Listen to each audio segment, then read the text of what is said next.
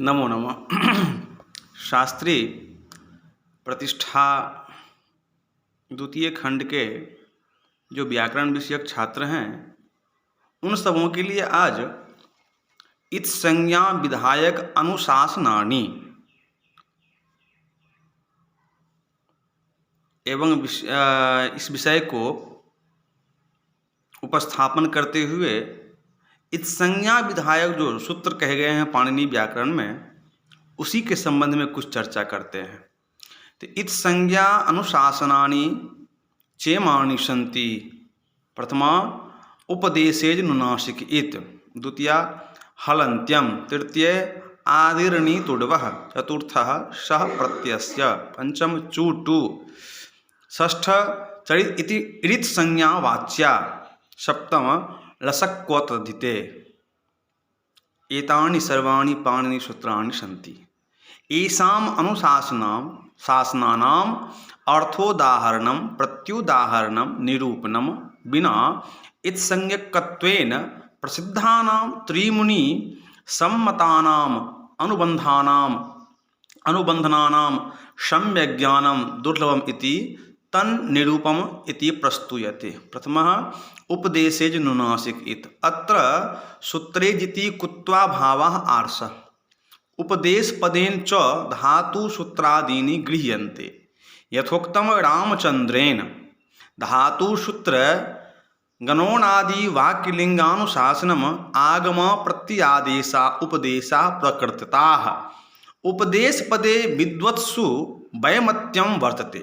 काशिकायाम् उपदेशः शास्त्रवाक्यानि सूत्रपाठः खिलपाठश्च इति गृहीतम्।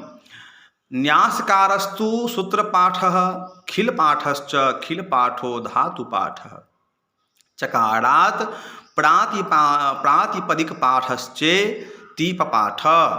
व्युत्पत्त्या चोपदेशपदम् उपदेशमुपदेशः भावे घञ इत्यादुच्चारणं बोधयति। आद्यत्वञ्च अज्ञातं यत् स्वस्वरूपं तज्ज्ञापकत्वरूपम्। अज्ञात स्वस्वरूप ज्ञापकम् उच्चारणं च प्रत्यासत्या। पाणिनि शास्त्र प्रवर्तका आचार्याणां पाणिनि कात्यायन पतंजलीनां गृह्यते नान्येषाम्। इत्थं पाणिनि कात्यायन पतंजल्यन्त तमेन यदानुपूर्विक उच्चार्यते तदानुपूर्विकमेव यदि बुध्यते तदा तदुच्चारणम् आद्योच्चारणम् उपदेशः कथ्यते। नागेशभट्टश्च उपदिशत्ते अनेनेति करणे बाहुलकाद् घञ व्युत्पत्त्या उपदेशपदेन प्रयोगशासनकरणभूता धातु प्रातिपदिक प्रत्यय निपातागमादेशा गृह्यन्ते इत्याह। अनुनासिकत्वा ज्ञानञ्च पाणिनि शिष्य परम्परया इदानीं अन्तराणां जायते तदुक्तम भट्टोजिदीक्षितेन प्रतिज्ञानुनासिक्याः पाणिनीयाः। प्रतिज्ञानं छात्रा अनुनासिक शब्देन कथनं व्यवहार रूपं वा। तत्राद्यं यथा अतड डटरातिभ्यः पंचभ्यः इति सूत्रे सिद्धन्तु अनुनासिकोपधात् इत्यनुनासिक शब्देन अद इति अकारस्य अनुनासिकस्य मुक्तं भाष्ये। अकारस्येत संज्ञा लोपयोः पूर्वसवर्ण दीर्घो न भवतीति भाष्याभासः। द्वितीयं यथा सु इत्यत्रोकार अनुनासिकः सोडुकारस्यानुनासिकत्वाभावे हि पदान्ते ऋत्व विसर्गौ अनुनासिकः। मुखनासिका वचनोनुनासिकः पाणिनि सूत्रेण प्रत्ययः इत्याद्याचार्य प्रयोगेषु न स्याताम्। अत्र सूत्रे अनुनासिक इति यदि नोच्येत तर्हि इक्षुदर्शने इत्यत्रेकारस्येत्वे सति इक्षितः इत्यत्र स्वीदितो निष्ठायाम् इत्यनेन निषेधापत्तिः स्यात्। अनुनासिक इत्युक्तौ तु नात्र इकारो अनुनासिक इतित्वा प्रसक्तया न भवत्वेन निषेधापत्तिः। मुनिनो मकारस्य त्ववारणाय चेह अजग्रहणम् उपदेशे नुनासिकोज इत्संज्ञः स्यात् इति सूत्रार्थः। सु एघ प्रभृतीनिं चास्योदाहरणानि। द्वितीयं हलन्त्यम् इति सूत्रम् यद्यपि पाणिनीयाष्टके सकृद एव पठितं तथापि अन्योनाश्रय दोष परिहारार्थमावर्त्य व्याख्यायते सिद्धान्तकौमुद्याम्। यतः पाणिनिः एकमेवार्थद्वयबोधकं सूत्रमिदं तन्त्रेण पपाठ। आवृत्त्या च बोधधृतानाम् अर्थद्वयबोधो भूयते। तथा हि प्रथमेन हलसूत्रस्यान्त मित इत्यर्थकेन हलसूत्रस्थल लकारस्येत संज्ञायाम् आदिरन्तेन सहेता इति सूत्रेण हलसंज्ञा प्रत्याहार सिद्धौ द्वितीयेन उपदेशेन्त्यं हल व्यञ्जनम् इत्यनेन जस सस इत्यादिकुपिः सकारादीनाम् इत्संज्ञा प्राप्नोतीति। तद व्यावृत्तये न विभक्तौ तुष्माः इति सूत्रम सार्धकं भवति। अयमाशयः तुल्यरूपत्वे सत्यनेकार्थबोधकत्वं च तन्त्रलक्षणम्। तदुक्त अभियुक्तैः अक्षादिषु यथा भिन्नः भक्षी भञ्जीदि विक्रियाः प्रयोगकालाभेदोऽपि प्रतिभेदं पृथक् स्थिताः। अक्षाणां तन्त्रीणां तन्त्रे उपायस्तुल्यरूपता इति। यथा अक्षा भुज्यन्तां दिव्यन्ताम् इत्याद्राक्षपदेन सकृद उच्चरितेन सकटांग कमलाक्ष देवनसलाः कानां बोधस्तंत्रबलेन तथा तत्रापि सकृद उच्चरितेन हलन्त्यम् इत्यनेन पूर्वोक्तार्थ द्वय विषयको बोधस तंत्रेण संजायत इति। यत्र तंत्रावृत्ति न स्वीक्रियतां तर्हि हलन्त्यम् इत्यत्र हलपदेन हल विलिखने इति धातुः। चतुर्दशम हल इति सूत्रं वा ग्रहीतुं शक्यते। तथा सति न विभक्तौ तुष्माः इत्यस्य च वैयर्थ्यं स्यात्। धातोः सूत्रस्य वा ग्रहणे हि विभक्तिस्थ तुष्मां केनापीत संज्ञाया अप्राप्त्या इत संज्ञा निषेध विधान वैयर्थ्यम अस्फुटम यतः प्राप्तौ स्यात् सत्यां निषेधस्य सार्थक्यं भवति। तस्मात् न विभक्तौ तुष्मा इत्यस्य सार्थक्याय इह सूत्रे हलपदेन व्यंजन ग्रहणं वक्तव्यम्। हलपदेन व्यंजन बोधश्च हलपदे व्यंजननी निरूपित शक्ति ज्ञानम बिना न संभवति। यतः शाब्दबोधं प्रति शक्ति ज्ञानजन्योपस्थितः कारणम्। कोशादीनां शक्ति ज्ञानं सुलभमित्यपि वक्तुं न शक्यते। यतः कोशस तादृशो नोपलभ्यते इत्थम हलपदे तादृश शक्ति ज्ञानम अन्त्ये नेता सहादीर मध्यगानां संज्ञा इत्यर्थकस्य आदिरन्तेन सहेता इत्यस्यार्थबोधम विना न संभवति। आदिरन्तेन सहेतेति सूत्रार्थबोधश्च वाक्यार्थबोधे पदार्थोपस्थितः कारणम् इति न्यायेन इत्पदशक्ति ज्ञानं विना न संभवति। इत्पदशक्ति ज्ञानञ्च हलन्त्यम् इति सूत्रार्थ ज्ञानं विना असंभव।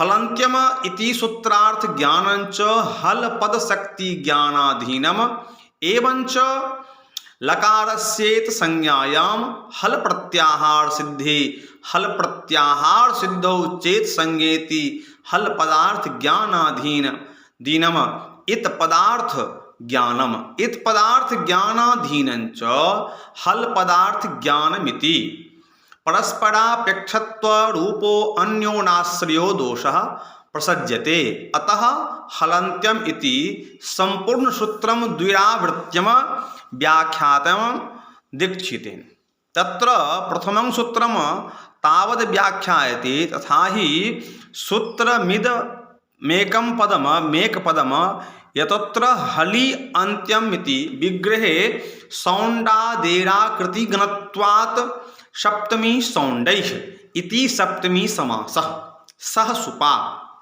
इति वा समासः सुलभः सूत्रपरम चेहल पदम उपदेशे जनुनासिक इत इति पूर्वसूत्रादि इति अनुवर्तते इत पदेन चात्र संज्ञा विवक्षिता संज्ञा प्रस्तावात् इत्थम हल इति सूत्रेन्त्यमिति स्यात् इति प्रथम सूत्रार्थः संपद्यते हल संज्ञाम अनुपजीव्य लकारस्य संज्ञा संपादनम तेन च प्रसक्ता अन्योनाश्रय दोष परिहारः सूत्र्यास्यः प्रयोजनम द्वितीय सूत्रम व्याख्यायते इह उपदेशे नुनासिक इत्यत्र उपदेशे इति इद इति पदद्वयम् अनुवर्तते द्विपदम चेदम सूत्रम विशेषणं विशेष्येन बहुलम इति समासे अंत्यशब्दस्य हि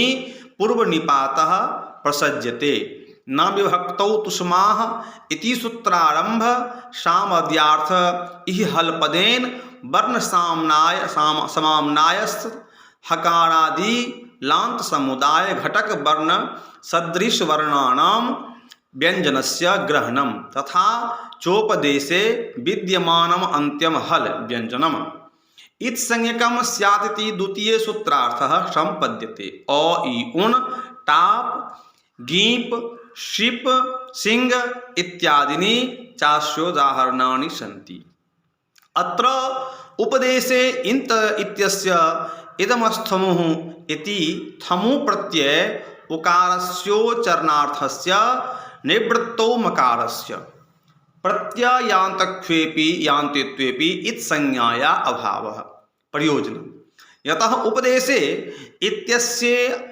इत्यस्य हाँ अनुवर्तते वर्तते तत्र मकारस्यन्ता हलत्वाद् इत संज्ञा दुर्बाला अन्त्यम इत्यस्य तु मणिनो मकारस्येत्वाभावः प्रयोजनम् हल इत्यस्य च भूसत्तायां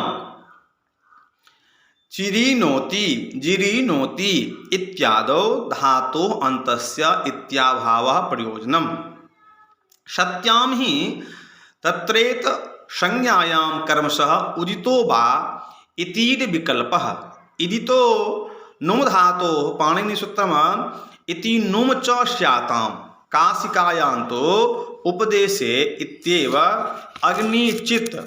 अग्निचित सीमसुत इति वर्तते अत्र हरदत्तः अत्रेतत् संज्ञायां लोपः स्यात् न च तुको वैयर्थ्यम् आगत्येतादो चारितर्थ्यात् न च क्विपः पित्वस्य वैयर्थ्यम् अग्निचित्ता वित्यादो चरितार्थत्वादि इत्याह अयमाशयो यत हलन्त्यम इत्यत्र उपदेश पदाननो वृत्तौ अग्निचित सोमसुत इत्यादो अन्त्यस्य हलः तुकस्तकारस्यापि इत्वापत्तिः स्यात् अतस तदनुवृत्ति आवश्यकिति यदत्र तकारस्येत् संज्ञा स्यात् तर्हि तुग विधानं व्यर्थं स्यात्तः तुग विधान सामर्थ्याद तकारस्योपदेश पदा अनुवर्तनेनेपि न स्यात् इति संज्ञेति वक्तुं न शक्यते यतः तुग विधानम आगत्येतादौ चरितार्थम नहि तत्र तकारो अन्त्यो हल इति तत्रेतत् संज्ञायाः प्राप्तिर्नास्ति। क्विपः पकारः क्विपः पित्वार्थम क्रियते। यदि अग्निचित सोमसुत इत्यादौ तकारस्येत संज्ञा स्यात् तदा पित्वं तस्य व्यर्थम्। पित्वं हि ह्रस्वस्य पिति कृति तुक इति तुगर्थमेव क्रियते। तस्मात् क्विपः पित्वसामर्थ्यात् क्विपः पकारस्येत विधान सामर्थ्यात् तुकस्तकारस्य नेत संज्ञेत्वपि कथनं न युक्तं यतः अग्निचित्तौ इत्यादौ क्विपः पित्वं चरितार्थं तत्र हि क्विपः पित्वादेव तु भवति न च तस्य हलन्त्यम् इतीत संज्ञा प्राप्नोति। अन्त्यहलत्वाभावात् इत्थम् अग्निचित इत्यादौ तकार श्रवणार्थम हलन्त्यम इत्यत्रोपदेश पदानुवृत्तिरिति।